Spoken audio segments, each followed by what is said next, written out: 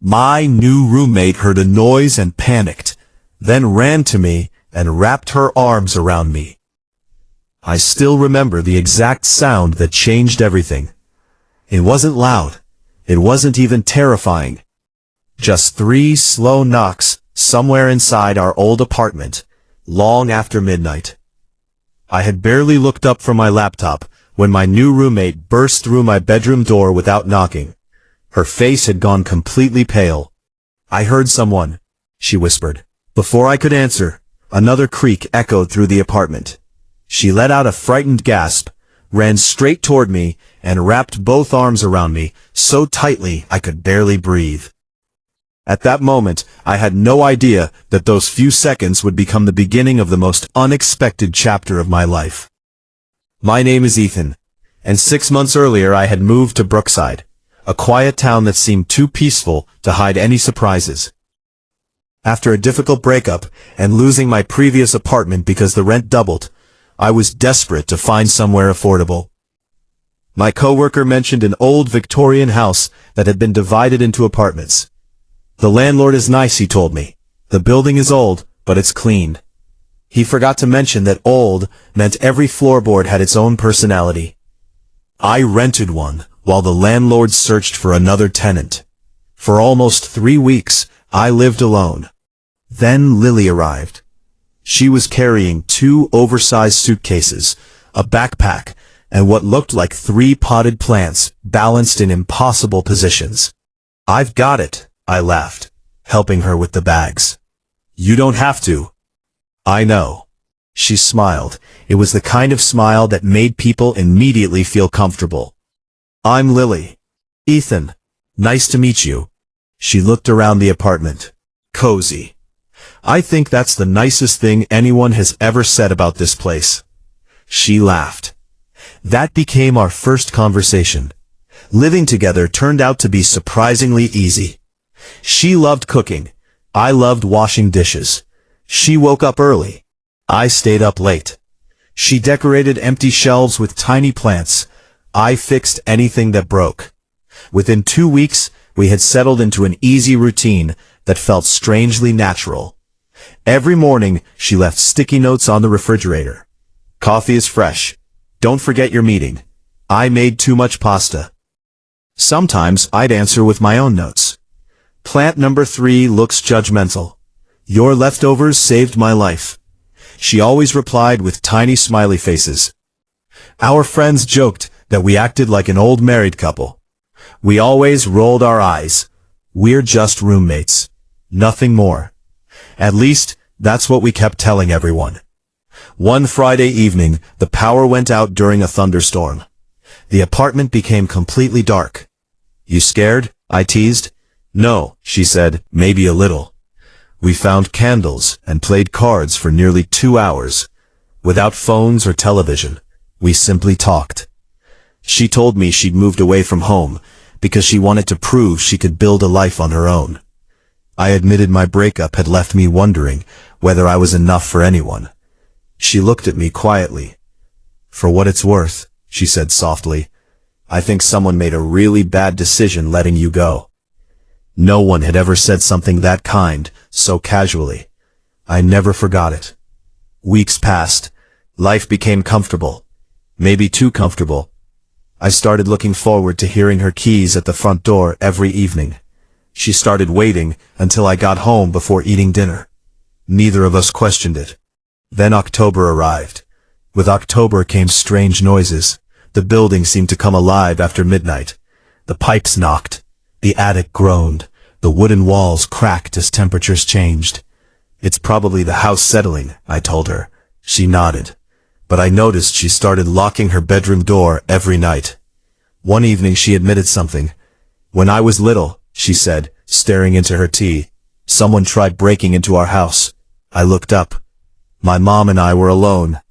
What happened? The neighbors scared him away." I've hated unexpected noises ever since. Suddenly, all those late-night locks made sense. A few nights later, I stayed awake finishing a work project. The apartment was silent. The digital clock read 12:43. Then, knock. Knock. Not from my bedroom door. From somewhere beyond the hallway. I paused. Old buildings made strange sounds. Probably nothing. Then I heard footsteps. Fast footsteps. My bedroom door flew open. Lily stood there shaking. I heard someone. Before I answered, creak. Another sound. She gasped and immediately ran toward me. Without thinking, she wrapped both arms around me. I could actually feel her heart racing. Ethan, it's okay. I don't think we're alone. I listened carefully. Silence. Then another heavy thump. This time I grabbed my phone. Stay here. She tightened her grip. No, I'll just check. I'm coming. We slowly walked into the hallway. Every shadow looked larger than usual. The living room was empty. Kitchen, empty. Bathroom, empty. Bang. The sound came from above us. The attic, Lily whispered. I remembered the landlord mentioning storage space upstairs. I found the pull-down ladder. You seriously want to go up there? She asked. Not really. But you're going anyway. I kind of have to. She sighed. I'm not letting you go alone. We climbed together. My phone flashlight barely reached across the dusty attic. Boxes, old furniture, spiderwebs, nothing else. Then another crash. We both jumped. The flashlight landed on a large orange cat. It stared back at us with complete indifference before knocking another empty box onto the floor. Lily blinked. Seriously? I started laughing. She covered her face. I've been terrified of a cat, she said. The cat meowed proudly. I think he won, she said. She laughed so hard she nearly cried. On the way downstairs, she finally let go of my arm. I can't believe I hugged you like that, she said. You nearly crushed my ribs, I replied. I'm so embarrassed, she said. It was worth it, I said. For what? She asked. I've never seen someone declare war on a cat, I said. She punched my shoulder. Very gently. The landlord arrived the next morning. Apparently a window in the attic hadn't closed properly. Neighborhood cats had been sneaking inside for months. Problem solved. Or so we thought. Because something changed after that night. Lily stopped pretending she didn't trust me. Whenever storms rolled in, she'd watch movies in the living room instead of hiding in her room. Sometimes she'd fall asleep halfway through. I'd quietly place a blanket over her. One Saturday we went grocery shopping together. An elderly cashier smiled at us. You two are adorable, the cashier said. We're roommates, Lily answered quickly. The cashier simply smiled. If you say so, the cashier said. Outside the store, Lily laughed. Does everyone think we're dating? She asked. That's ridiculous. Completely. Neither of us sounded convincing. As winter approached, our apartment became warmer than ever. Not because of the heating. Because somehow it had started feeling like home. Then, life interrupted everything. One evening, Lily came home unusually quiet. Everything okay? My company is transferring people. My stomach dropped. Where? I don't know yet. When? They'll tell me next week. The apartment suddenly felt much smaller. We tried acting normal. We failed. Conversations became shorter. Silences became longer. Neither of us admitted what we were actually afraid of. The following Friday she received the email. I watched her read it. She didn't speak. What happened? She looked up. I got the transfer.